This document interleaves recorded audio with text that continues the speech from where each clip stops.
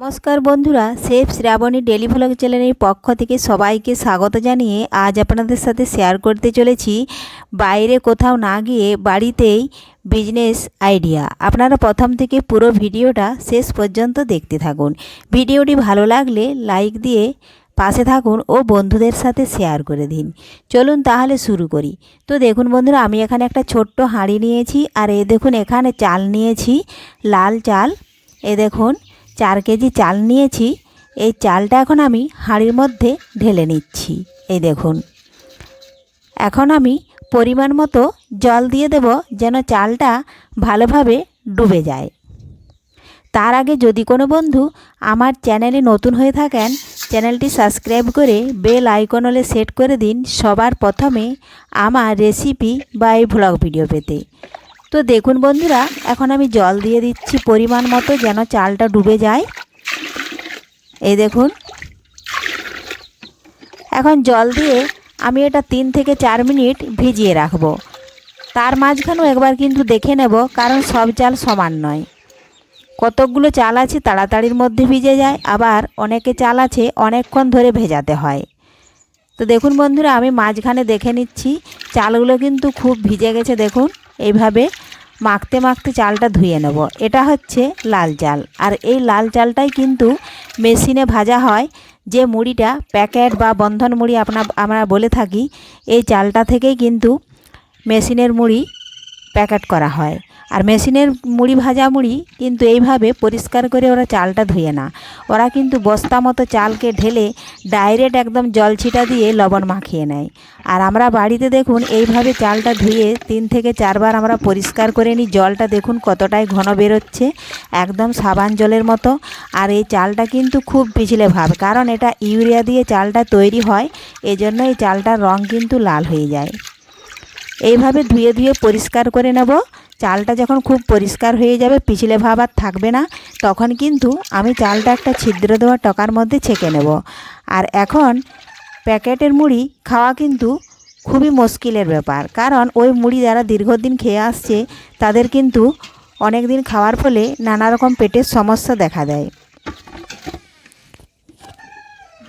এই জন্য এখন বাড়ির ভাজা মুড়ি অনেকেই পছন্দ করে। আর আপনি যদি এইভাবে বাড়িতে শুদ্ধ পরিশুদ্ধ বা পরিষ্কার পরিচ্ছন্নভাবে যদি বাড়িতে মুড়ি ভাজেন, তাহলে কিন্তু কেউ যদি একবার জানতে পারেন যে ওখানে বাড়ির ভাজা মুড়ি পাওয়া যায়, তাহলে আপনি দিয়ে কুলোতে পারবেন না। তো দেখুন বন্ধুরা, আমি চালটা কিন্তু ধুয়ে পরিষ্কার করে নিয়েছি। এই দেখুন, অনেকটাই ঘোলা জল বের করে ফেলে দিয়েছি, প্রায় 3 থেকে 4 বার। এখন আমি একটা ছিদ্র দেওয়া টকা নিয়েছি, এই টকার মধ্যে দেখুন চালটা ছেঁকে নিচ্ছি, তাহলে চালের গায়ে এক্সট্রা জলটাও কিন্তু ঝরে যায়। দেখুন ঝরে গেছে, চালটা ঝরঝরে হয়ে গেছে। এখন কিন্তু এই চালটা আমি আবারও হাঁড়ির মধ্যে ঢেলে নেব। হাঁড়ির মধ্যে দিয়ে 4 কেজির পরিমাণ অনুযায়ী আমি পরিমাণ মতো দেখুন লবণ দিয়ে দেবো, তাতে লবণটা কমও হবে না বেশিও হবে না। আর আপনারা যদি না পরিমাণ মতো দিতে পারেন, তাহলে 4 কেজি চাল কিন্তু কোনায় মাপ করে দেখে নেবেন, 12 কোনা হয়, সেই অনুসারে দেখুন আমি 12টা ভাগ বসিয়ে দিচ্ছি। লবণটা কম হওয়া ভালো, কিন্তু বেশি হওয়া ভালো নয়, কারণ এখন মানুষের শরীরের যে প্রবলেম, হাই প্রেশার তো লেগেই আছে প্রত্যেকটা মানুষের, তাতে ডাক্তার কিন্তু অনেক সময় লবণ খেতে নিষেধ করে। এইভাবে যদি কম লবণ দেওয়া হয়, তাহলে কিন্তু তাদের পক্ষে তো খুবই উপকার, এমনকি বাড়ির সবার পক্ষেই কিন্তু কম লবণ খাওয়া খুবই উপকার। তো দেখুন বন্ধুরা, লবণটা আমি এইভাবে ছড়িয়ে মাখিয়ে নিচ্ছি প্রায় 5 থেকে 10 সেকেন্ড মতো। এইভাবে মাখানোর পরে দেখুন আমি ওপর থেকে একটু সাদা তেল দিয়ে দিচ্ছি। আমি এখানে সাদা তেল দিচ্ছি, আপনারা পারলে সরষের তেলও দিতে পারেন, সেটাও কোনো ক্ষতি হবে না। তো দেখুন তেলটা দেওয়ার পরে আবারও মাখিয়ে নিচ্ছি, তাহলে চালটা যখন রোদে দেব শুকনো হওয়ার সময় খোঁজ ধরবে না। এই দেখুন বন্ধুরা, চালটা কিন্তু লবণ মাখানোর পর বেশ কিছুক্ষণ ধরে রেখে দিয়েছিলাম, জলটা টেনে গেছে, চালটা ঝরঝরে হয়ে গেছে। এখন দেখুন আমি চালটা মিলে দেব। এই দেখুন, আমি এখানে একটা কালো পলিথিন দিয়েছি, আর এখন তো রোদের তাপটা প্রচুর, কালো পলিথিন যদি আপনাদের বাড়িতে না থাকে, তাহলে কিন্তু যে কোনো জায়গাতে পলিথিন কিংবা চট সেলাই করেও আপনারা দিতে পারেন। এই দেখুন, এখন পাতলা পাতলা করে চালটা আমি মিলে দেব। তাহলে চালটা কিন্তু এক সমান তাড়াতাড়ি জল মরে যাবে। এই দেখুন বন্ধুরা, পাতলা পাতলা মেলে দিয়েছি। এইভাবে আমি 2 থেকে 3 বার চালটা মিলে দিলেই কিন্তু জলটা মরে যাবে। আর জলটা মরে গেলে কিন্তু আমি চালটা কুড়িয়ে একদিন মাঝখানে রেখে দেব। তারপরের দিন কিন্তু অটোমেটিক এটা চালটা শুকনো হয়ে যাবে, কারণ এখন রোদের তাপটা প্রচুর, হাওয়া বাতাসে শুকনো হয়ে যাবে। শীতকালে চালটা তাতাতে হয়, কিন্তু এখন তো আর শীত নেই, গরম পড়ে গেছে, রোদের তাপও আছে, বাড়িতে মিলে রাখলে চালটা শুকনো হয়ে যাবে। তো দেখুন বন্ধুরা, আমি চালটা পরের দিন দেখুন আমি দেখতে এসেছি, চালটা দেখুন জড়ো করে নিয়েছি, চালটা প্রায় শুকনো হয়ে গেছে। এখন এই চালটাই দেখুন আমি নিচ নামিয়ে নিয়ে যাব চালটা মুড়ি ভাজার জন্য। তো অলরেডি দেখুন আমি উনুনটা ধরিয়ে নিয়েছি। এই দেখুন, এইভাবে মাটির উনুন চাই। আপনি যদি বিজনেস করতে সত্যিই চান তাহলে এইভাবে একটা মাটির উনুন থাকতে হবে।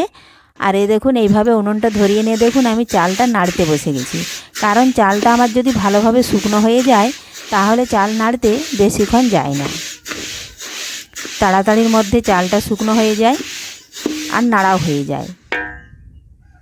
এই দেখুন এইভাবে হালকা আঁচে চালটা আমি বেশ ভালোভাবে গরম করে নেব। আর শুকনো চাল নাড়তে কিন্তু বেশিক্ষণ যায় না,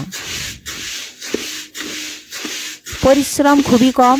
আর এখন কিন্তু চালের দাম প্রচুর, আর মুড়ির দামও আছে, এখন 10 টাকা পাই। এই দেখুন আপনি এইভাবে যদি বাড়িতে এই বিজনেসটা করেন তাহলে কিন্তু আপনার হাতে 2-4টে পয়সাও থাকবে, কিংবা বাড়িতে যদি কোনো ছোটো ছেলেও থাকে তাদেরও কিন্তু বায়না মেটাতে পারবেন আপনারা। আর সব সময় ছেলেদের কাছে হাত পাতার কোনো প্রয়োজন হয় না, কারণ ছেলেরা তো সব সময় আর বাড়িতে থাকে না, তাদের কাজের জন্য বাইরে বেরিয়ে যায়। তাহলে ছেলেরা যদি, এখন তো খাবার জিনিসের অভাব নাই, অনেক সময় অলিতে গলিতেও ফেরিওয়ালারা নানা রকম জিনিসপাতি নিয়ে আসে বাচ্চাদের জন্য, তখন বাচ্চারা যদি আইন করে থাকে, তো আপনার হাতে এইভাবে যদি বিজনেস করেন পয়সা থাকে, তবে আপনি বাচ্চাদের কান্না থামাতে পারবেন বা কিনে দিতে পারবেন। এই দেখুন বন্ধুরা, চালটা কিন্তু খুব গরম হয়ে গেছে, আমি এখন নামিয়ে নিয়েছি। আমি এখানে আধ ঘন্টা মতো চালটা নাড়লাম, আর দেখুন নামিয়ে নিয়েছি। নামানোর পরে কিন্তু আমাকে কড়াইটা অনেকক্ষণ গরম আছে, একটু ঠান্ডা করে নিয়েছি চালটা। আর এখন দেখুন ওই উনুনেতেই আমি দেখুন বালির দিয়ে খোলা বসিয়ে দিয়েছি, বালি কিন্তু গরম হয়ে গেছে দেখুন। আর 4 কেজি চাল ভাজতে খুব কিন্তু কাঠ পুড়ে না, 20 টাকার মতো কাঠ পুড়বে। এ দেখুন লাড়তে আর ছাঁকতে, মুড়ি যদি ভালো হয় তাড়াতাড়ি ছাঁকা হয়ে যায়। এই দেখুন বন্ধুরা, এইভাবে আপনারাও মুড়িটা খুব সহজেই ভেজে নিতে পারবেন বাড়িতেই।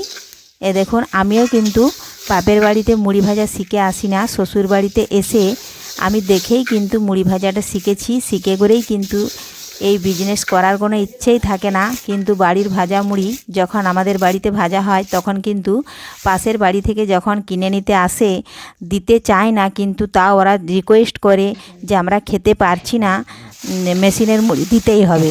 এই করে 1-2জনকে দিতে দিতে কিন্তু এখন অনেকগুলাই দেওয়া হয়, তাতে হাতে বেশ কিছু পয়সাও আসে। তো আপনারাও বন্ধুরা এইভাবে দেখুন মুড়ি ভেজে যখন সম্পূর্ণ মুড়ি ভাজা হয়ে যাবে, একটা চালুনির সাহায্যে এইভাবে একটু চেলে নেবেন, তাহলে বালি কুচি কিন্তু সহজেই নিচে পড়ে যাবে আর মুড়িগুলো খুব পরিষ্কার হবে। এই দেখুন এইভাবে চেলে মুড়িগুলো কুড়িয়ে নেবেন, আর একটা পাই দিয়ে মেপে নেবেন, যে যেমন কিন্তু মুড়ি নেবেন, কেউ 1 পাই কেউ 2 পাই কিন্তু আপনি মেপে দিতে পারবেন। একদম ধারে নয়, একদম নগদ সঙ্গে সঙ্গে মানুষ পয়সা দিয়ে দেবেন। এখন বাড়ির ভাজা মুড়ির কিন্তু খুবই চাহিদা। বাজারে যে প্যাকেট মুড়ি বিক্রি হচ্ছে সেগুলা খেয়ে কিন্তু মানুষের নানা রকম সমস্যায় ভুগতে হচ্ছে। এই জন্য কিন্তু ওই মুড়ি অনেকেই খেতে চায় না, কিন্তু কি করবে, যদি না কোথাও পেয়ে থাকে তাহলে ওরা বাধ্য হয়ে খেতে হয়। এই দেখুন বন্ধুরা, রুটি পরোটা লুচি সবার বাড়িতেই তো হয়, কিন্তু তার মধ্যেও বাঙালির বাড়িতে কিন্তু মুড়িটা চাইই।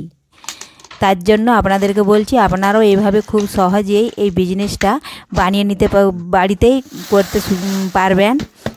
আর এটার জন্য চুরি ডাকাতি বা অন্য কিছু করার থেকে বাড়িতে বসে বিজনেস করা বা ছেলেদেরকে মানুষ করা কিন্তু অনেক সম্মান, অনেক ভালো। আর কোনো কাজেই কিন্তু আপনারা ছোট বলে গ্রহণ করবে না কোনো কাজকেই, তাহলে কিন্তু কোনো দিন ছেলে মেয়েদেরকে মানুষ করতে পারবেন না। তো আজকের মতো ভিডিওটা দেখুন আমি এখানেই শেষ করছি। আবারও ফিরে আসবো নিত্য নতুন কোনো বিজনেস আইডিয়া নিয়ে। ভিডিওটি ভালো লাগলে লাইক শেয়ার কমেন্ট করতে অবশ্যই ভুলবেন না। ধন্যবাদ।